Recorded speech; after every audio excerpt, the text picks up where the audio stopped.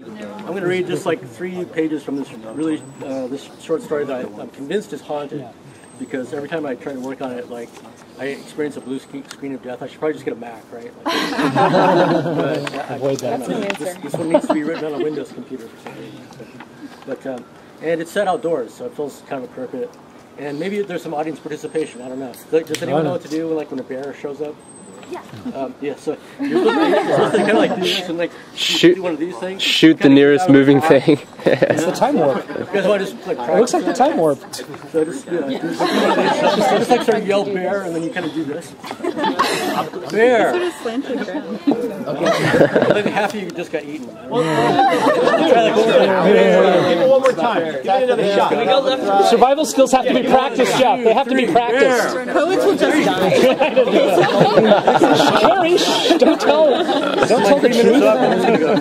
No one wants the truth. That's like his prerogative as a fiction writer, right? I started writing this story. It's when they decided to let gay boys into the Boy Scouts, but not gay scout leaders. I just thought that was sort of odd. So this is, I don't know if that even comes up in this part, but anyway.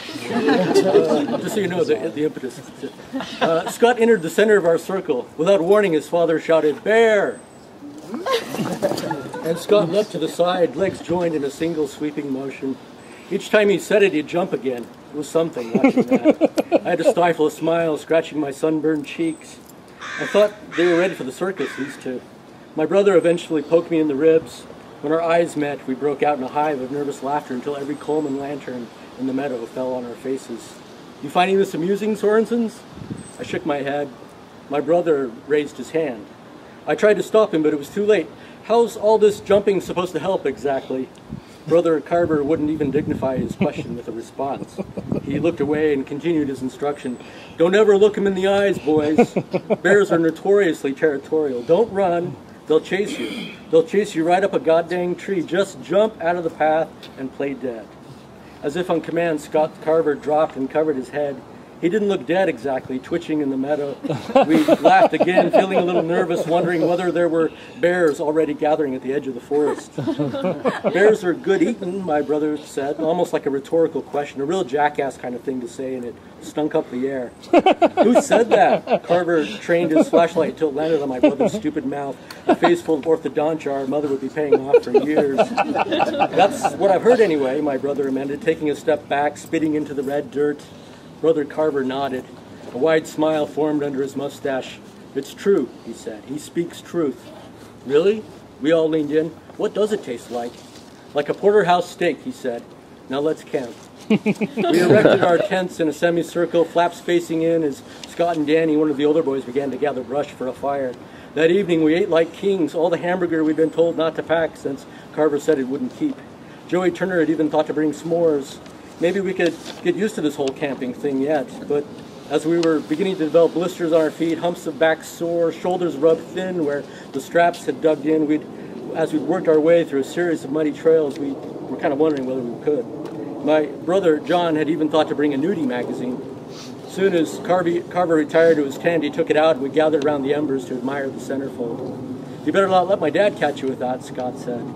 We boys started getting rowdy, telling dirty jokes. Danny got bored and pulled the magazine away, dangled it in front of what was left of the fire, while my brother pleaded like a baby robbed of his pacifier.